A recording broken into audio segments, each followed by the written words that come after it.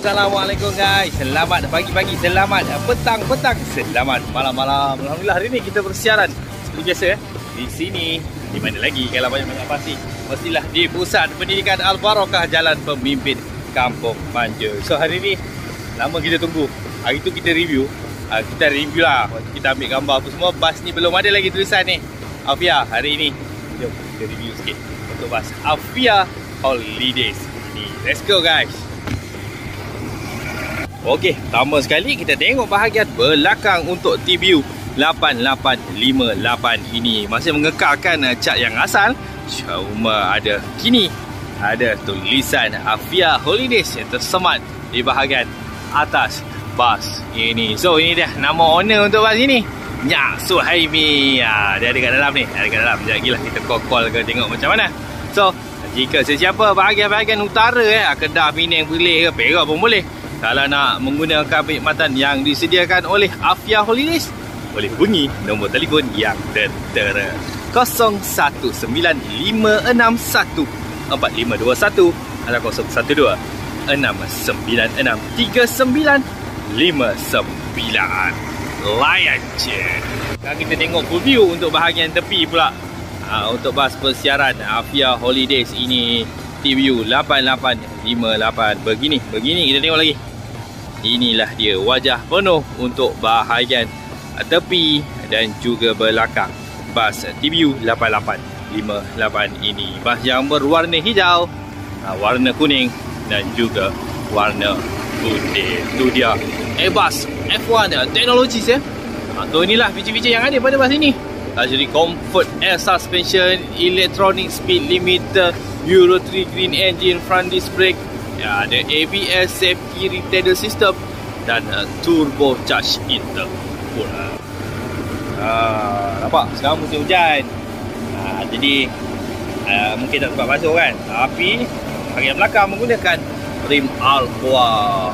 Ini kalau bukan musim hujan ni memang sentiasa berkilat ni rasanya.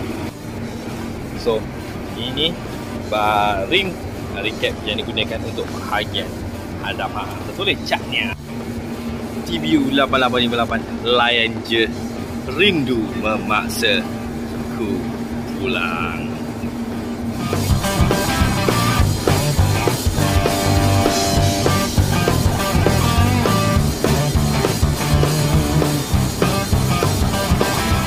So ini dia bahagian mata bertentang mata untuk E138.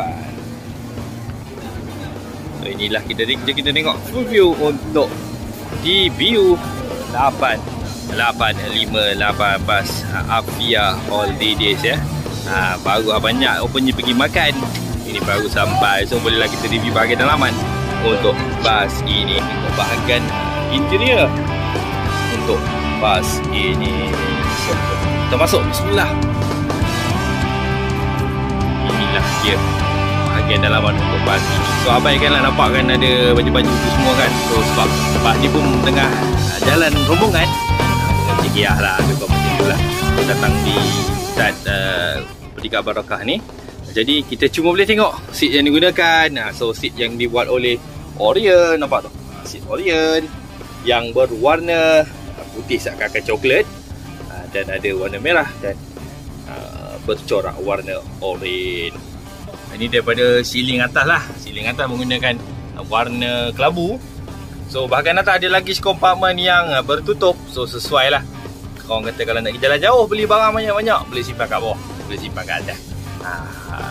Orang kata abang kata abang Jack kita layan je.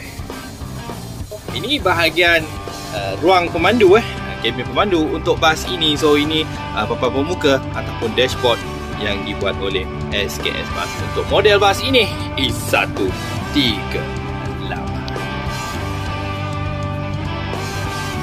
So ini panel meter untuk bas. Nampak comel kan, hitam, putih, merah saja. Ada banyak-banyak color.